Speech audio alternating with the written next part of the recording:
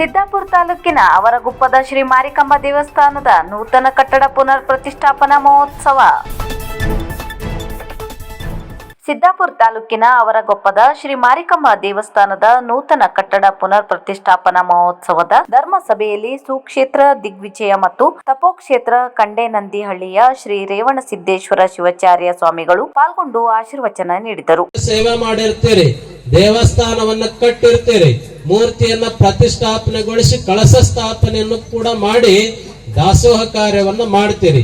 ಇಲ್ಲಿ ಗುರುವಿನ ಸಾನ್ನಿಧ್ಯ ಯಾಕೆ ಬೇಕಪ್ಪ ಅಂದ್ರೆ ನಮ್ಮಲ್ಲಿರ್ತಕ್ಕಂಥ ಅಜ್ಞಾನವನ್ನ ಕಳೆದು ಜ್ಞಾನದ ಬೆಳಕನ್ನ ನೀಡೋದಕ್ಕಾಗಿನೇ ಗುರುವಿನ ಸಾನ್ನಿಧ್ಯ. ಗುರು ಅಂದ್ರೆ ಗು ಅಂದ್ರೆ ಅಜ್ಞಾನ ಅಂತ, ರು ಅಂದ್ರೆ ಅಜ್ಞಾನವನ್ನ ಕಳೆಯುವ ಆತನಿಗೆ ಗುರು ಅಂತ ಕರ್ಕೊಂಡು ಬಂದ್ರು.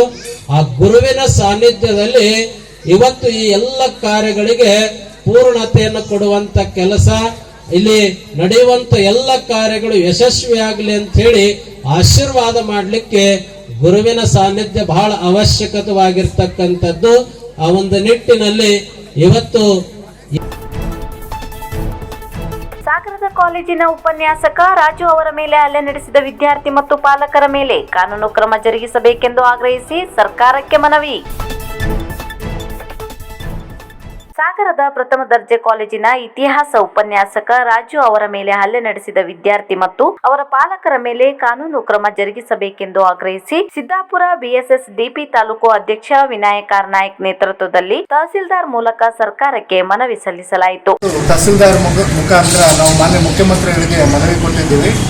ಏನಂದ್ರೆ ಸಾಗರದ ಡಿಗ್ರಿ ಕಾಲೇಜಿನ ಉಪನ್ಯಾಸಕರಾದ ಶ್ರೀಯುತ ರಾಜು ಅವರ ಮೇಲೆ ಅವರ ವಿದ್ಯಾರ್ಥಿ ಹಾಗೂ ಅವರ ಪಾಲಕರು, ಅವರ ತಂದೆಯವರು ಹಲ್ಲೆ ಮಾಡಿರ್ತಾರೆ. ಕ್ಷುಲ್ಲಕ ಕಾರಣಕ್ಕೆ ಹಲ್ಲೆ ಮಾಡಿರ್ತಾರೆ. ಇದುವರೆಗೂ ಕೂಡ ಅವ್ರ ಮೇಲೆ ಯಾವುದೇ ರೀತಿಯ ಕ್ರಮ ಆಗಿಲ್ಲ.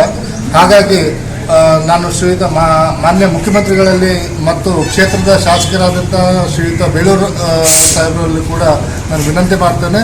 ಆ ವಿದ್ಯಾರ್ಥಿ ಮತ್ತು ಅವರ ತಂದೆಯವರ ಮೇಲೆ ಶೀಘ್ರವಾಗಿ ಕಾನೂನು ಕ್ರಮ ಜರುಗಿಸಿ ಅವರನ್ನು ಬಂಧಿಸಬೇಕಂತೇಳಿ ಆಗ್ರಹಪಡಿಸ್ತೇನೆ.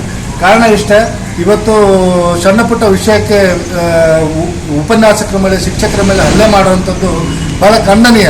ಇದ್ರ ಮುಖಾಂತರ ಏನಾಗುತ್ತೆ ಮುಂದೆ ಅಂತಂದರೆ ಶಿಕ್ಷಣ ಮೇಲೆ ಬಹಳ ಪ್ರಭಾವ ಬೀರುತ್ತೆ. ಇದು ಮುಂದೆ ಉತ್ತಮವಾದ ಶಿಕ್ಷಣ ಕೊಡಲಿಕ್ಕೂ ಕೂಡ ಶಿಕ್ಷಕರು ಹಿಂಜರಿತಾರೆ. ಹಾಗಾಗಿ ಇನ್ನು ಮುಂದೆ ಈ ರೀತಿಯ ದೌರ್ಜನ್ಯಗಳು ಎಲ್ಲೂ ಕೂಡ ಆಗಬಾರ್ದು ಅಂತೇಳಿ ನಾನು ಮಾನ್ಯ ಮುಖ್ಯಮಂತ್ರಿಗಳಿಗೂ ಹಾಗೆ ಉನ್ನತ ಶಿಕ್ಷಣ ಸಚಿವರು ಹಾಗೂ ಮಾನ್ಯ ಪ್ರೌಢ ಮತ್ತು ಪ್ರಾಥಮಿಕ ಶಿಕ್ಷಣ ಸಚಿವರಿಗೂ ಕೂಡ ಈ ಮೂಲಕ ವಿನಂತಿಸುತ್ತಿದ್ದೇನೆ. ವ್ಯಂಗ್ಯ ಚಿತ್ರಕಾರ ಜಿಎಂ ಬೊಮ್ಮನಳ್ಳಿಗೆ ಹವ್ಯಕ ಸಾಧಕ ರತ್ನ ಪ್ರಶಸ್ತಿ. ತೃತೀಯ ವಿಶ್ವ ಹವ್ಯಕ ಸಮ್ಮೇಳನವು ಬೆಂಗಳೂರು ಅರಮನೆ ಮೈದಾನದಲ್ಲಿ ಡಿಸೆಂಬರ್ 27ರಿಂದ 29ರ ತನಕ ನಡೆಯಲಿದ್ದು, ಈ ಸಂದರ್ಭದಲ್ಲಿ ಸಮಾಜದ ಸಾಧಕರಿಗೆ ನೀಡಲಾಗುವ ಹವ್ಯಕ ಸಾಧಕ ರತ್ನ ಪ್ರಶಸ್ತಿಗೆ ವ್ಯಂಗ್ಯ ಚಿತ್ರಕಾರ, ವ್ಯಂಗ್ಯ ಚಿತ್ರ ವಿಭಾಗದ ವ್ಯಂಗ್ಯ ಚಿತ್ರಕಾರ ಶಿರಸಿಯ ಜಿಎಂ ಬೊಮ್ಮನಳ್ಳಿ ಅವರನ್ನು ಆಯ್ಕೆ ಮಾಡಲಾಗಿದೆ. ವ್ಯಂಗ್ಯ ಚಿತ್ರ ಕೃಷಿಯನ್ನು ನಿರಂತರವಾಗಿ ಮಾಡುತ್ತಾ ಮಕ್ಕಳಿಗೆ 0 ಚಿತ್ರ ಎನ್ನುವ ಸರಳ ಚಿತ್ರ ಕಲಿಕೆಯ ಪಾಠವನ್ನು ಮಾಡುತ್ತಾ ಬಂದಿರುವ ಜಿಎಂ ಬೊಮ್ಮನಳ್ಳಿ ಅವರು ಕಳೆದ 30 ವರ್ಷಗಳಿಂದ ರಾಜ್ಯದ ವಿವಿಧ ಪತ್ರಿಕೆಗಳಿಗೆ ವ್ಯಂಗ್ಯ ಚಿತ್ರ ಮತ್ತು ನುಡಿಚಿತ್ರ ಬರಹಗಳನ್ನು ಬರೆದುಕೊಂಡು ಬಂದಿದ್ದಾರೆ. ಈಗಾಗಲೇ ಇವರ 25,000ಕ್ಕೂ ಹೆಚ್ಚು ವ್ಯಂಗ್ಯ ಚಿತ್ರಗಳು ಪತ್ರಿಕೆಯಲ್ಲಿ ಪ್ರಕಟವಾಗಿದ್ದು, ಹಳ್ಳಿಯಲ್ಲಿದ್ದುಕೊಂಡು ಮಾಡಿರುವ ಈ ಸಾಧನೆ ಗಮನಾರ್ಹವಾಗಿದೆ. ಮಾಜಿ ಮುಖ್ಯಮಂತ್ರಿ ಎಸ್ ಬಂಗಾರಪ್ಪ ಅವರ ಪುಣ್ಯಸ್ಮರಣೆ ಪೂಜೆಯಲ್ಲಿ ಭಾಗಿಯಾದ ಭೀಮಣ್ಣ ನಾಯಕ್. ಶಾಸಕರಾದ ಭೀಮಣ್ಣ ನಾಯಕ್ ಅವರು ಸೊರಬ ತಾಲೂಕಿನ ಬಂಗಾರಧಾಮದಲ್ಲಿ ಹಿಂದುಳಿದ ವರ್ಗಗಳ ನೇತಾರ ಮಾಜಿ ಮುಖ್ಯಮಂತ್ರಿ ಎಸ್ ಬಂಗಾರಪ್ಪ ಅವರ ಪುಣ್ಯಸ್ಮರಣೆಯ ಪೂಜೆಯಲ್ಲಿ ಭಾಗಿಯಾದರು. ಪಿಗ್ಮಿ ಹಣಕ್ಕಾಗಿ ಮಹಿಳೆಯನ್ನು ಕೊಲೆಗೈದು ಸುಮಾರು 5ರಿಂದ 6 ಸಾವಿರ ರೂಪಾಯಿ ಕದ್ದು ಪರಾರಿಯಾಗಿರುವ ಹಂತಕರು.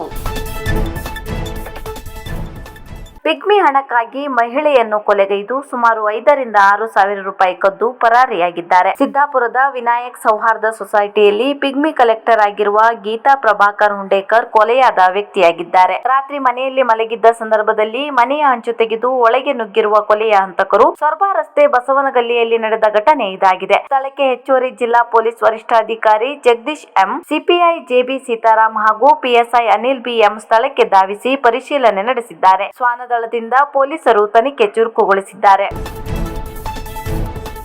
ಶಿಕ್ಷಕ ಡಿಪಿ ಹೆಗಡೆ ಇವರಿಗೆ ಶಿಕ್ಷಕ ರತ್ನ ಪ್ರಶಸ್ತಿ.